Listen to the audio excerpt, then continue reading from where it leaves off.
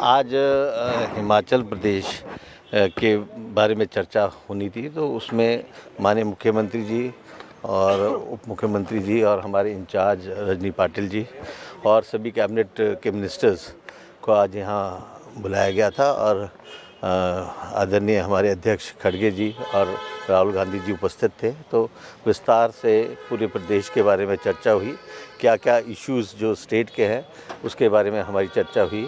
तो मेनली हमने जो यूएस ट्रेड डील है उससे हमारे प्रदेश को क्या नुकसान है। लगभग हमारी 5,000 करोड़ की जो हमारे सेब है जो डायरेक्ट इफेक्टेड है, तो उस पर भी हमने चर्चा की है। और साथ ही में जो रेवेन्यू डेफिसिट ग्रांट जो केंद्र ने हमारी बंद की है उस पर भी हमने चर्चा की कि उसे यहाँ पार्लियामेंट में उठाया जाए और उसकी पैरवी की जाए। हमारी तरफ से यहाँ रजनी पाटिल जी ये इसको मुख्य तौर पे उठाएंगे। और साथ ही में हमारे जो मनरेगा के प्रोग्राम्स हैं, मनरेगा को किस तरह से केंद्र सरकार ने बंद किया है और किस तरह से मैंडेट्स को घटाया है, उन्होंने बढ़ाया है पर उसमें गारंटी नहीं दी गई है। और अब सरकार निर्धारित करेगी कि कौन से कार्य हमारी पंचायतों में होने, कौन से नहीं होने, और ये पंचायत ड्रिवन नहीं रहा है। तो इन सभी चीज़ों पे विस्तार से पूरे हिमाचल के बारे में चर्चा हुई है और सभी मंत्रीगण ने अपने अपने व्यूज़ रखे हैं। देखिए, जो केंद्र का रवैया चल रहा है वो राज्यों को कमज़ोर करने का चल रहा है।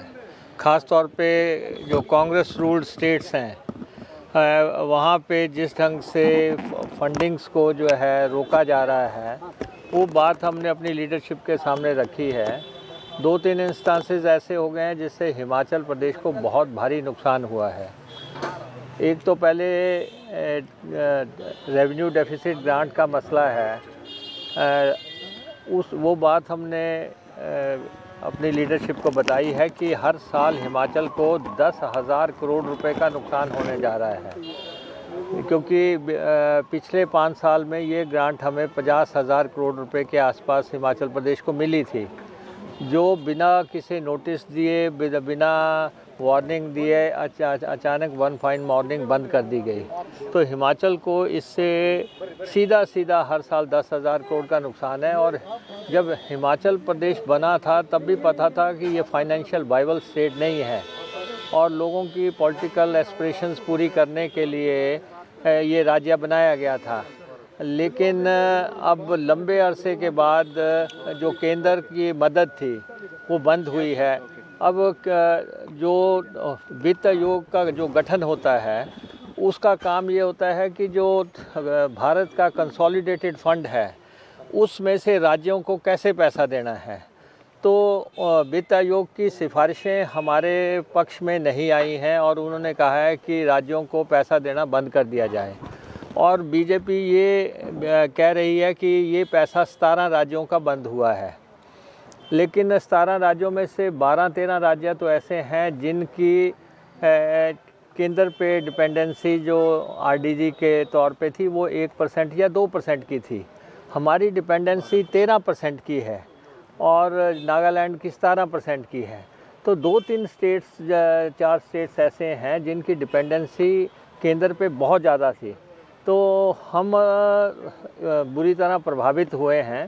तो उस बारे में अब हम कॉल लेंगे कि हमने तो अपनी लीडरशिप से ये कहा है कि केंद्र के पार्लियामेंट में भी ये मसला उठाया जाए, क्योंकि 2 झटके हिमाचल को लगे हैं। पहले जीएसटी का कंपनसेशन बंद हुआ था।